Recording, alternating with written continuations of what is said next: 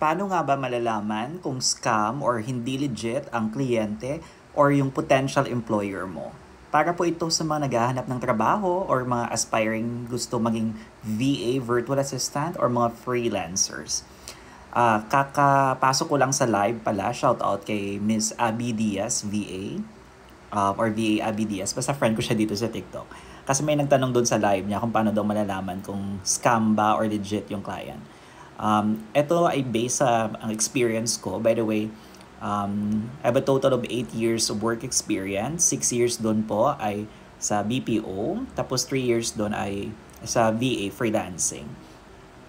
Well, number one talaga na red flag at mag-isip ka na kung scam or legit ba to ay kapag nagre-require ng bayad. Kahit mapa 1 peso pa yan or any amount na maghihingi ng amount ng bayad to activate your account, to share daw, bumili ka ng equity sa mga ganito ganyan, or para daw security chemidopletic, or yun nga, mag-activate ang account. So any job offer na naghihingi ng bayad ay automatic for me, red flag na yan. Number 2, do your due diligence. So always check, do a background check. Kapag for example may isang recruiter or CEO, kunin nyo yung pangalan, nasa email naman usually yan, professional email nila, i-check nyo yung LinkedIn account. Meron akong video about sa LinkedIn sa mga hindi pa familiar dyan, lalo na sa mga estudyante pa.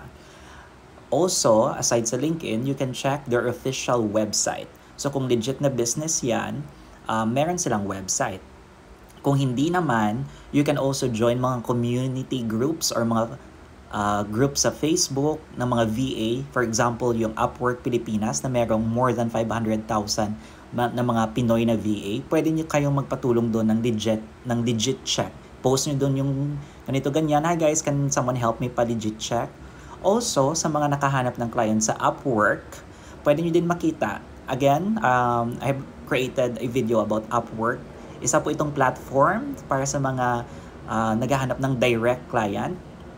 Meron din naman mga paiba-iba na VA agency. But anyways, my point sa Upwork is, i-check nyo kung verified na yung payment method. That's number 1. Number 2 naman, check nyo din yung, again, yung website ni client. Kunin nyo yung pangalan ng client. I-check nyo doon sa LinkedIn account niya.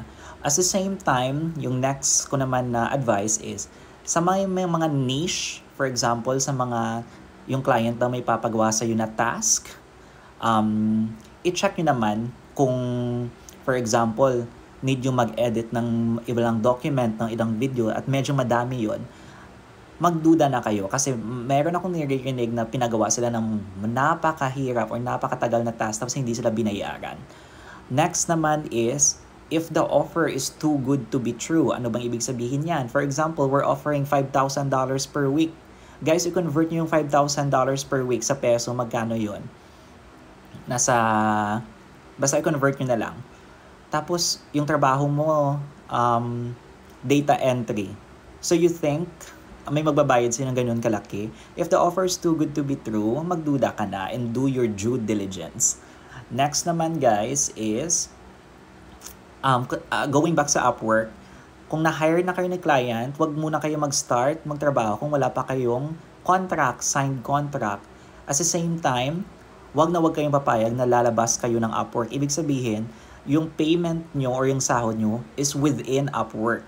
Para at least protected kayo ni Upwork. Para naman sa mga na-scam, so sorry ha.